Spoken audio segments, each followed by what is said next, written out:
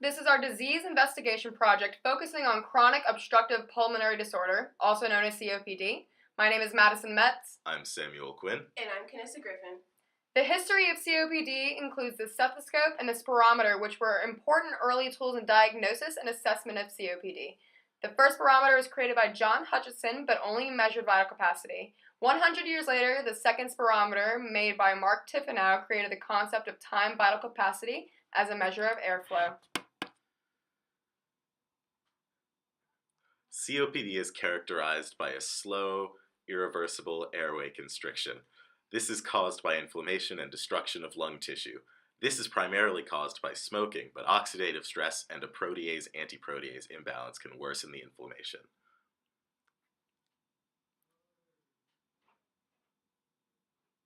Signs of COPD include shortness of breath, sputum production, frequent winter colds, and a chronic cough. COPD is diagnosed with spirometry to measure airflow. COPD is defined as an FEC1 to FCV ratio of under 70%. For the elderly, it is defined as an FEV1 less than 80% of expected. To the right is a chart showing FEV1 to FCV ratios in normal lungs and in COPD. Focusing on treatment and management of COPD include lifestyle changes, medicines to be taken, and vaccines. For lifestyle, quit smoking, avoid lung irritants such as secondhand smoke, dust, fumes, or other toxic substances, and an eating plan and oxygen therapy. Medicine includes bronchodilators and a combination of bronchodilators and inhaled glucocorticosteroids, as well as vaccines to prevent the worsening of symptoms such as pneumococcal vaccine and an annual flu shot. Other treatments and management of COPD include pulmonary rehabilitation, surgery, bulectomy, which you can see on the right side of the screen, lung volume reduction surgery, and lung transplant.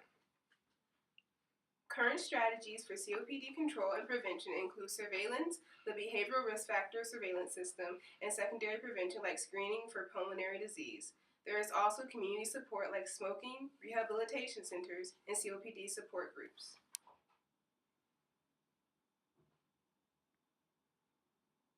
The Healthy People 2020 framework is about educating communities on COPD, good health and well-being, intervention for disparities, and relevant organized data and evidence.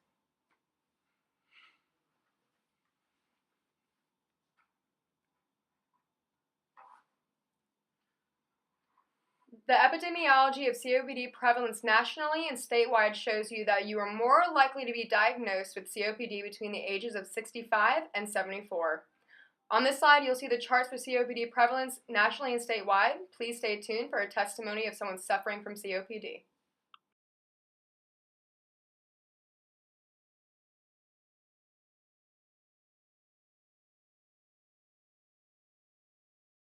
Please, I beg you to listen, because it's living hell.